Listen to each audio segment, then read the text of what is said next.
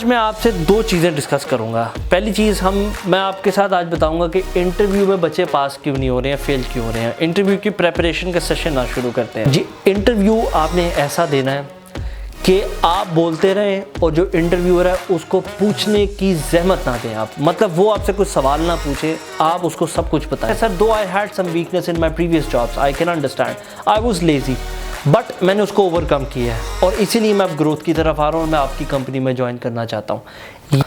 अस्सलाम वालेकुम, welcome to आईमीज़ ऑफिशियल यूट्यूब चैनल। आज जो मैं आपसे बात करने आया हूँ वो बड़ी इंपॉर्टेंट बात है। उसकी वजह क्या है कि आईमी एक ऐसे वेंचर पे जा रही है जो कि एक बहुत ही डिफरेंट चीज़ होगी।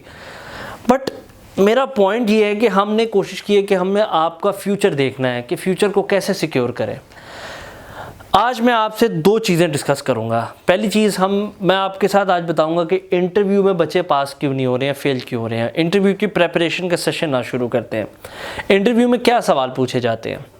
First thing, tell me about yourself. अब इसका जवाब क्या होना चाहिए, ये एक चीज़ आपको देखनी पड़ती है। टेल मी अबाउट योरसेल्फ का आंसर टेक्निकली क्या होता है, वो एग्जैक्टली इस पैटर्न को आप लिख लें किसी जगह पे। इसका ये पॉइंट होता है कि आप पहले अपने बारे में थोड़ा सा बताते हैं फॉर लाइक 30 सेकेंड्स कि आप एग्जैक्टली हैं क्या। For example my name is Zaeem and मैं आपको बता रहा हूँ जब मैं अपने ज़माने में था तो मैं बताता था कि my name is Zaeem, I have done this from this university. तो आप वो को रिलेट करते हो अपनी एजुकेशन को, अपना थोड़ा बहुत। उसके बाद मेन एम्फेसाइज करें अपने एक्सपीरियंस को कि आपके पास कितना एक्सपीरियंस है। आपको उस एक्सपीरियंस में आप अपनी जेडी डिस्क्राइब करें जी। इंटरव्यू आपने ऐसा देना है कि आप बोलते रहें और जो इंटरव्यूअर है उसको पूछने की ज़हमत ना दें। आप मतलब वो आपसे कुछ सवाल ना पूछे, आप उसको सब कुछ बताएं। ये आपका तरीका होना चाहिए इंटरव्यू देने का। अब बेसिकली क्या होता है, टेल मी अबाउट योरसेल्फ में first thing small introduction, education, experience. ये है इंटरव्यू का खांचा जो आपने देना है आगे जाके। एक्सपीरियंस के बाद वो आपसे पूछते हैं कि आप अपने बारे में थोड़ा सा अपनी जॉब के बारे में बताएं। दो कि आपने इधर एक्सप्लेन कर दिया होगा, बट यहाँ पे अब आपने अपने प्रीवियस एक्सपीरियंस को मज़ीद हाईलाइट करना है और उसमें जॉब डिस्क्रिप्शन बतानी है। जॉब डिस्क्रिप्शन क्या होगी कि आपकी ड्यूटीज़ क्या थी वहाँ पे, आप क्या करते थे वहाँ पे, उसको डिटेल बताएं। आप मैनेज कैसे करते थे अपने काम को। मेक देम मतलब उनको इंश्योर करें कि you are a good asset उस कंपनी के लिए। आप उनके 9 घंटे में उस कंपनी को कैसे उठा सकते हैं, ये आपका काम है, उनको इम्प्रेस करना। फिर अक्सर औकात कंपनी सवाल पूछती हैं about your strength and about your weakness. ये एक बड़ा कॉम्प्लिकेटेड सवाल है। स्ट्रेंथ बेसिकली क्या होती है, एग्जैक्टली वो चीज़ कि आप चीज़ें मैनेज कैसे करते हैं, आपकी पंक्चुअलिटी, आपकी टाइम मैनेजमेंट। आपकी स्ट्रेंथ के अंदर आपका आता है टीम वर्क, आप मैनेज कैसे कर सकते हैं टीम को, आप लीड कैसे कर सकते हैं टीम को। एंड उसके बाद लीडरशिप क्वालिटीज़ आपके अंदर होने चाहिए। आप लीडरशिप हों but at the same time आप टीम बॉय भी हों।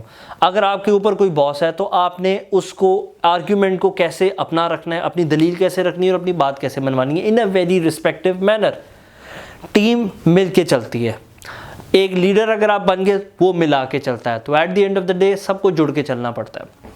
फिर आती है बात आपकी वीकनेसेस। ये एक ऐसा क्वेश्चन है जहाँ पे इंटरव्यू आपको फंसा ही लेगा किसी ना किसी तरीके से, क्योंकि आप वीकनेसेस, और मैंने ऐसे फनी कमेंट्स देखे हैं वीकनेसेस पे। मेरे पास इतने इंटरव्यूज़ आए हैं, आप यकीन करेंगे उनके पास क्या जवाब होते थे। सर मैं ट्रस्ट बड़ी ईजिली कर लेता हूँ।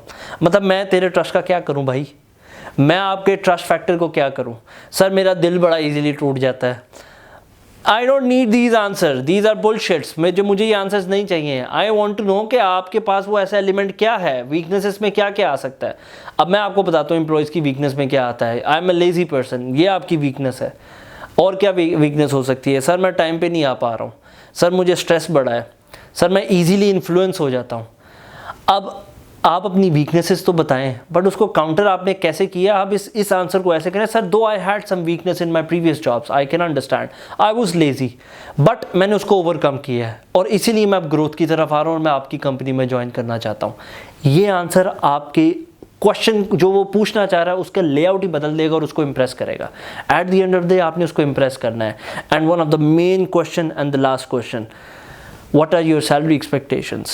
You don't want to undermine yourself, you don't want to exaggerate yourself. आप एक ऐसा इक्विलिब्रियम पॉइंट पे आए जहाँ पे उस पे आप बाहर भी ना पड़ें बट अपनी वैल्यू भी नहीं नीचे करनी है।